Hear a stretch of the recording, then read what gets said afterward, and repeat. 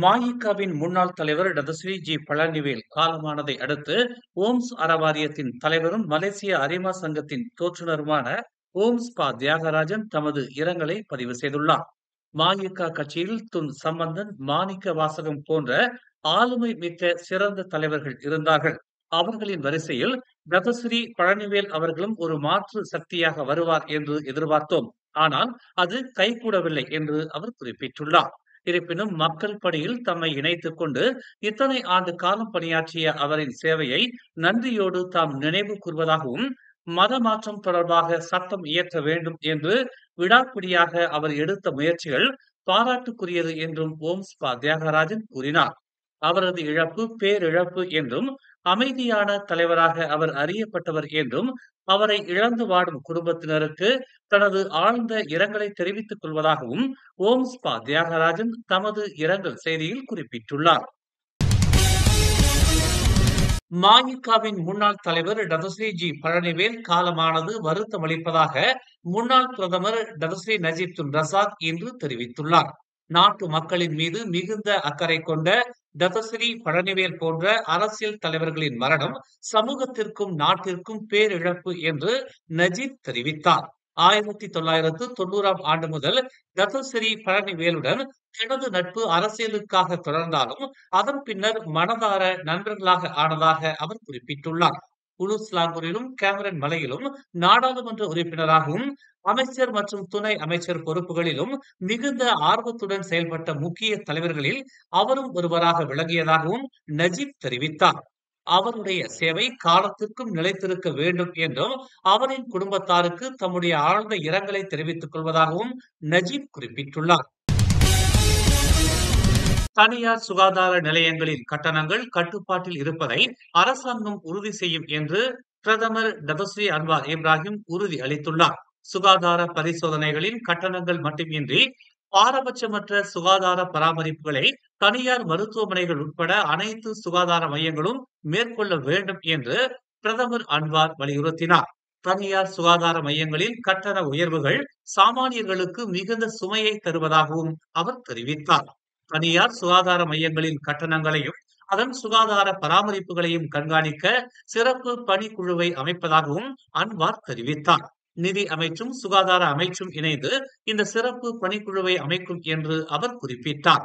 மருத்துவ செலவுகள் மட்டுமின்றி அனைத்து வகையிலான சுகாதார பரிசோதனைகளுக்கும் அரசாங்கம் நிர்ணயித்திருக்கும் கட்டணத்தை விடவும் அதிகம் வசூலிக்காமல் இருப்பதை இந்த சிறப்பு பணிக்குழு கண்காணிக்கும் என்று அன்வார் தெரிவித்தார். சமூக வலைதளத்தில் கண்ட முதலீட்டு நிறுவனத்தை நம்பி 67 வயது முதியவர் 17 லட்சம் ரிங்கிட் பணத்தை இழந்துள்ளார்.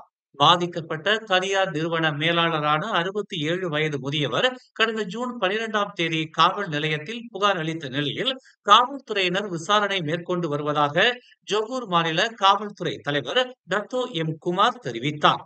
சம்பந்தப்பட்ட முதலீட்டு நிறுவனம் வெளிநாட்டு நிறுவனம் என தெரிய வந்துள்ளதாக அவர் கூறினார். முதலீடு செய்த மொத்த தொகையில் இருந்து 5 முதல் 10 விழுக்காடு வரையில் அன்றாடம் லாபம் பெறலாம் எனும் விளம்பரத்தை நம்பி தனியார் நிறுவன மேலாளரான அவர் ஏப்ரல் 16ஆம் தேதி முதல் மே 30ஆம் தேதி வரையில் 5 வெவ்வேறு வங்கிக் கணக்குகளுக்கு 12 பண பரிவர்த்தனைகளை மேற்கொண்டதாகவும், மொத்தமாக அவர் 17,72,603 ரிங்கிட் பணத்தை இழந்துள்ளதாகவும் எம். குமார் கூறினார். பி.கே.ஆர். கட்சியின் உதவித் தலைவர் தேர்தலில் அடைந்த தோல்வியை அடுத்து தனது இயற்கை வளம் மற்றும் சுற்றுச்சூழல் நிலைத்தன்மை அமைச்சர் பதவியை துறந்த நிக் நஸ்மி நிக் அமாட், யார் சொன்னாலும் தாம் விலகியதுதான் என்றும், மீண்டும் அமைச்சரவைக்கு திரும்பும்படி தம்மை வற்புறுத்த வேண்டாம் என்றும் தெரிவித்துள்ளார். முன்னதாக அமைச்சரவையில் இருந்து விலகிய நிக் நஸ்மி மீண்டும் அமைச்சரவைக்கு திரும்ப வேண்டும் என்று பிரதமர் டதஸ்ரீ அன்வார் இப்ராஹிம் கேட்டுக் கொண்டார். ஆனால் தம்முடைய அமைச்சர் பதவி விலகல் என்பது மிகுந்த சிந்தனைக்கு பின்னர் எடுக்கப்பட்ட முடிவு என்றும், யாருடைய கட்டாயத்தின் பேரிலும் தாம் அமைச்சர் பதவியில் இருந்து விலகவில்லை என்றும் இன்று நிக் நஸ்மி நிக் அமாட் தெரிவித்துள்ளார். அமைச்சர் பதவியில் இருந்து விலகியதற்கு நிறைய காரணங்கள் உள்ளது என்று குறிப்பிட்ட அவர், ஆனால் ஒருபோதும் கட்சியில் இருந்து தாம் எந்த சூழ்நிலையிலும் விலக மாட்டேன் என்றும், இந்த முடிவில் தாம் உறுதியாக இருப்பதாகவும் நிக் நஸ்மி நிக் அமாட் தெரிவித்துள்ளார். காஜாங்கில் உள்ள குடியிருப்பு பகுதிக்குள் அத்துமீறி நுழைந்து வீட்டை உடைத்து திருடும் கும்பலை காவல்துறை அடையாளம் கண்டிருப்பதாக காஜாங் மாவட்ட காவல்துறை தலைவர் நஸ்ரோன் அப்துல் யூசுப் தெரிவித்துள்ளார். இது தொடர்பான சிசிடிவி காணொளிகள் சமூக வலைதளங்களில் பரவியதாகவும் பாதிக்கப்பட்ட 66 வயது வீட்டின் உரிமையாளர் காஜாங் காவல் நிலையத்தில் புகார் அளித்துள்ளதாகவும் நஸ்ரோன் அப்துல் யூசுப் தெரிவித்தார். கடந்த சனிக்கிழமை இச்சம்பவம் தொடர்பாக வீட்டின் உரிமையாளர் காவல் நிலையத்திற்கு அவசர அழைப்பின் மூலமாக தகவல் தெரிவித்ததும் ரோந்து பணியில் இருந்த காவல் அதிகாரிகள் பாதிக்கப்பட்டவரின் வீட்டுக்கு சென்றதாகவும் நஸ்ரோன் அப்துல் யூசுப் கூறினார். திருடர்கள் வீட்டின் பின் கதவை உடைத்து வீட்டுக்குள் நுழைய முயற்சித்ததாகவும் ஆனால் அது தோல்வியில் முடிந்ததால் அப்பகுதியில் இருந்து வெளியேறியதாகவும் முதற்கட்ட விசாரணையில் தெரிய வந்துள்ளது. நேற்று நள்ளிரவு செராசில் உள்ள வணிக தளத்தின் வாசலில் குண்டர் கும்பலால் இருவர் சுட்டுக் கொல்லப்பட்டனர். வணிக வளாகத்தின் வாசலில் நிறுத்தப்பட்டிருந்த வாகனத்தை நோக்கி இருவரும் தனது குடும்பத்துடன் நடந்து சென்று கொண்டிருக்கும் வேளையில் தலைக்கவசம் அணிந்திருந்த ஒரு கும்பல் அவர்களை நோக்கி துப்பாக்கிச் சூட்டை நிகழ்த்தியதாக கோலாலம்பூர் காவல்துறை தலைவர் டாக்டர் ரூஸ்டி முகமது இசா தெரிவித்தார். துப்பாக்கிச் சூட்டை நடத்தியவர்கள் முகமூடியும் தலைக்கவசமும் அணிந்திருந்ததால் அவர்களை அடையாளம் காண சிசிடிவி காணொலியை சேகரித்து வருவதாக அவர் கூறினார். துப்பாக்கிச் சூட்டில் உயிரிழந்த இருவரும் 40 வயதுடைய சராவா சுபுவைச் சேர்ந்தவர்கள் என அடையாளம் காணப்பட்டுள்ளது. குடும்பத்துடன் சுற்றுலா மேற்கொண்ட இருவர் மீது நடத்தப்பட்ட துப்பாக்கிச் சூட்டில் பொதுமக்கள் யாரும் பாதிக்கப்படவில்லை என்று அவர் உறுதிப்படுத்தினார். உயிரிழந்தவர்களின் உடலில் பல துப்பாக்கி தோட்டாக்கள் பாய்ந்ததால் அவர்கள் சம்பவ இடத்திலேயே உயிரிழந்ததாக ரூஸ்டி முகமது ஈசா கூறினார். ஜம்போரில் இருந்து கமாயான் செல்லும் சாலையில் 6 வாகனங்கள் விபத்துக்குள்ளானதில் 28 வயது இளைஞர் சம்பவ இடத்திலேயே உயிரிழந்ததுடன் மேலும் 4 படுகாயமடைந்தனர்.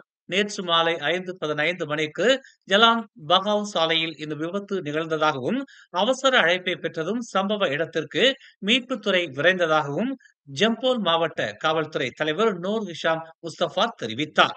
3 வாகனங்கள் 3 மோட்டார் சைக்கிள்கள் சம்பந்தப்பட்ட இந்த விபத்தில் உயிரிழந்தவர் 28 வயது ஜெயசீலன் என அடையாளம் காணப்பட்டுள்ளது.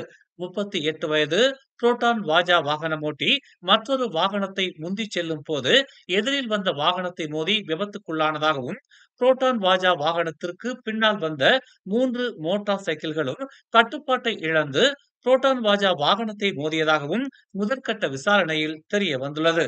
இந்த விபத்தில் பாதிக்கப்பட்ட 29 முதல் 42 வயதுக்கு உட்பட்ட 4வரும் ஜம்போல் மருத்துவமனையில் சிகிச்சை பெற்று வரும் நிலையில் சிகிச்சைக்கு பின்னர் விசாரணை மேற்கொள்ளப்படுவதாக நூர் ஹிஷாம் முஸ்தபா கூறினார். மேலும் செய்திகளை தெரிந்து கொள்ள தமிழ் மலர் நாளிதழை பாருங்கள். எங்களோடு இணைந்திருக்க மலர் டிவியை பதிவு செய்து கொள்ளுங்கள். உறவுகள் மகிழ்ந்திட விருப்பம் மற்றும் பகிர்வு சேவையை சொடுக்கிடுங்கள்.